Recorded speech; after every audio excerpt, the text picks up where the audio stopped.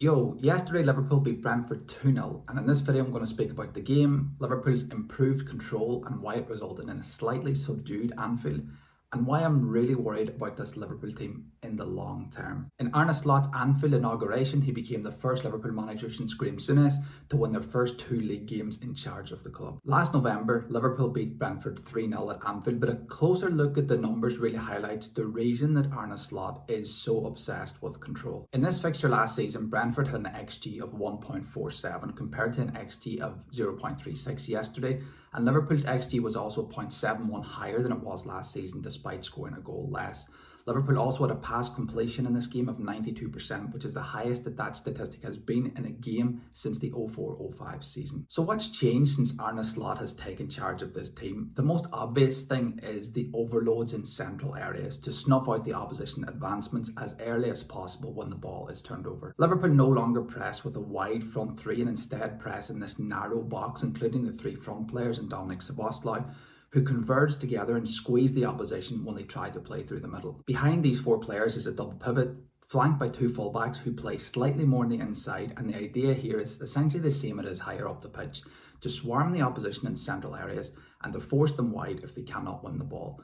The tireless work rate of the forward players to get back and support their teammates is also pivotal to ensure Liverpool can control the game without the ball. In possession, keeping the distances between the players short means that you're less likely to lose the ball. Arne Slot is not a fan of putting the ball at risk. The passing is shorter, it's sharper, and his teams are much more selective compared to Jurgen Klopp's when it comes to switching the play. Last season we saw far too many end-to-end shootouts with teams in the bottom half of the league. An element of control was desperately needed. We saw for Liverpool's opener yesterday that they're still incredibly dangerous on the break, and they still play more direct when their forwards are in promising positions. But when Brentford dropped into a low block, Liverpool were happy to slow the game down, exercise patience and wait for the right moment to penetrate, which was probably the biggest reason why Anfield seemed a lot quieter than usual today, especially for a new manager's first game in charge. The game wasn't the most exciting, especially in the first half, but it was convincing. When Liverpool had established control at certain times in this game and they had Brentford pinned in their own half, we attacked them. It was like a 3-1-6 formation with Trent Alexander-Arnold playing just inside Mohamed Salah in a really wide front line. This helped create overloads in the box when the ball went wide and allowed Liverpool to put some really lovely, intricate, short, sharp passes together in and around the Brentford box. It was great to see Luis Diaz display the killer instinct that he so often lacked, and Mohamed Salah, he's just incredible. 128 goal involvements in 128 home games for the club. He's a much more well-rounded footballer than he's given credit for. And he has evolved from this selfish or slightly selfish wide player who peppers the opposition goal with shot after shot to a really adaptable and intelligent creative machine. Diogo Jota continues to be the preferred choice at centre forward and played a lovely well-timed pass for Luis Diaz's goal and was really unlucky not to get on the score sheet himself. The difference between Jota's finishing, positioning and intelligence compared to Darwin Núñez is evidently quite large. Darwin Núñez embodies the type of chaos that is the very antithesis of Arne Slot's philosophy. I think he has a lot to do to break into this side, and that's exactly how it should be. Gravenberch had another accomplished performance as the deepest midfield player, especially out of possession, but the real test for his long-term suitability in this position will come at Old Trafford next week.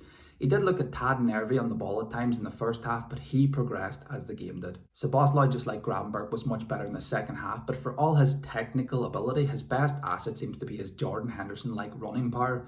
However, I would like to see him exert his creative influence on games a little bit more than he has been. You can tell that he's playing within himself at times, and he definitely has another few gears to go through. I didn't think any Liverpool player had a poor game yesterday, and I've waxed lyrical about Trent Alexander-Arnold numerous times before. His performance didn't surprise me at all.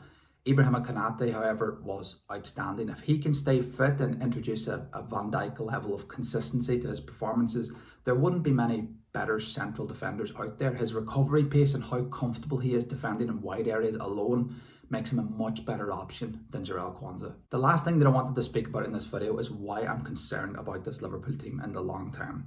So is Liverpool an attractive proposition for top players who want to compete for major trophies? Liverpool are in a post-Jurgen Klopp transitional period and their three best players are in the last years of their respective contracts. If you listen to Virgil van Dijk's interview after the game yesterday, it sounded like a man who's convinced that this is his last year at the club, in my opinion. Mohamed Salah is another one whose contract expires at the end of the season, and I'm not convinced that the club will offer an attractive or lucrative deal to players in their 30s, as important as they both are. It is conceivable that they both leave for free at the end of the season with no replacements in sight. It's myopic to think that this Liverpool team are in a great position. As it stands, we also risk losing one of the best players in world football in Trent Alexander-Arnold on a free. If his contract situation isn't resolved, he'd be free to speak to other clubs in less than 6 months' time. For a penny-pinching ownership that like to sell before they buy, losing a 25-year-old local lad who's surely worth well over 100 million on a free would be catastrophic. He didn't hide his frustrations after being substituted yesterday, even well after the game had finished, which will only add fuel to the fire. That's all from me. Please let me know your thoughts in the comment section below. What do you agree or disagree with what I've said in this video?